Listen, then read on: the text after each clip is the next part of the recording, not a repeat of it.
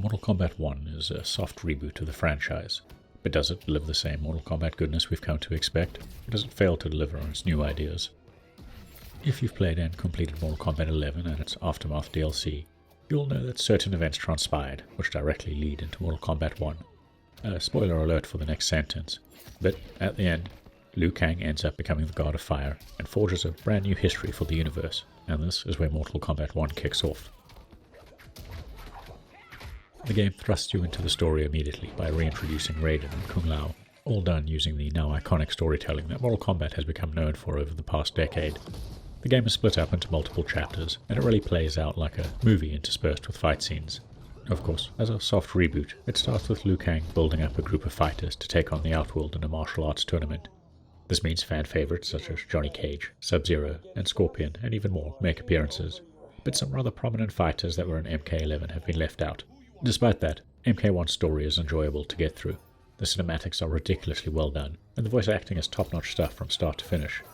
Even though the story isn't extremely long at roughly 7 hours, it's an enjoyable 7 hours and a visual feast for the eyes. Moving on to the most important part, the gameplay. Mortal Kombat 1 plays out extremely similar to its predecessor. Players are still able to pull off combos and flashy attacks just like before, with the major difference being that Mk1 feels a lot less brutal than Mk11 was. It feels like NetherRealm Studios really toned down the overall violence level for this game, with a more subdued and restrained game this time around. I guess this might be polarizing with some fans of the series, but for newcomers they'll still have a blast playing this game. Stringing together combos and responding to enemy attacks remains enjoyable, and the game features an extensive tutorial system to teach you how to perform all the basics and more nuanced attacks and abilities, helping you to get to grips with each character effectively. Of course, this is still a Mortal Kombat game mechanically, and each character's iconic attacks have been retained. Sub-Zero can still fling out ice and make ice clones, while Liu Kang will still have his flying kick and hat. Perhaps the biggest difference between MK11 and MK1 lies in the game's graphics and its presentation during the fight. MK11 had a more detailed, darker look to its characters, while MK1 is toned down but also visually presented differently.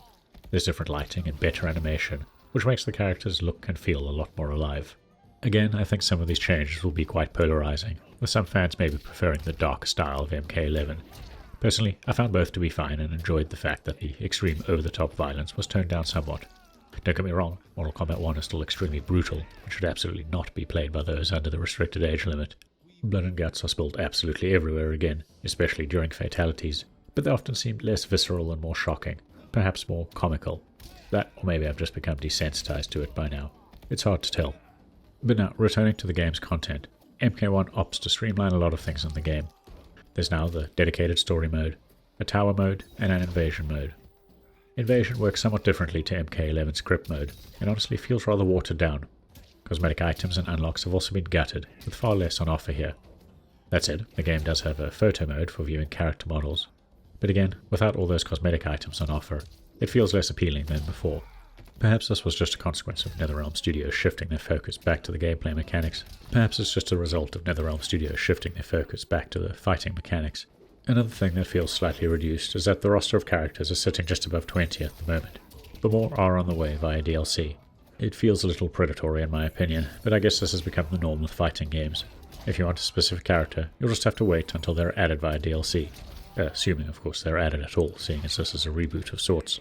By and large, most of the major and important characters return, but there were a few shocking exceptions, like Sonya and Kano, though they return in the cameo system, where characters can be summoned in to do supplementary attacks mid-fight. At this point, it's worth mentioning the online mode, as they tend to be fine in some regions, but others, the ping can be unbelievably high, upwards of 300 milliseconds, which makes fighting a chore more than anything else. Also bafflingly, even now in 2023, Mortal Kombat 1 does not feature crossplay between systems where so many of its competitors do.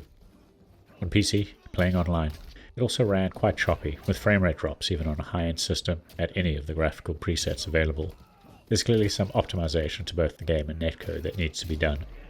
On a more positive note though, there are at least a lot of accessibility features available in this game, from a screen reader, speech-to-text options, keyboard-to-speech, and even colorblind options this time. Overall, Mk1 is a soft reboot that focuses more on actual gameplay and combat than it does on the flashy and over-the-top visceral violence of its predecessors. Of course, it's still an incredibly violent fighting game by most standards, and it remains incredible to play. The story mode is extremely enjoyable with quality cutscenes and great voice actors and soundtrack, and the towers are fun to battle through. It's a little disappointing that the roster is so small at the moment, but DLC will eventually alleviate that over time. If you've played and enjoyed MK11 or any of the prior games, you might find the shift in tone and visuals a little bit jarring at times, but you should still enjoy MK1. On the other hand, if you're a newcomer to the franchise, I think this is definitely a good entry point. Irrespective of who you are, the game still offers some really entertaining combat, and of course, it's always going to be better if you're playing with friends.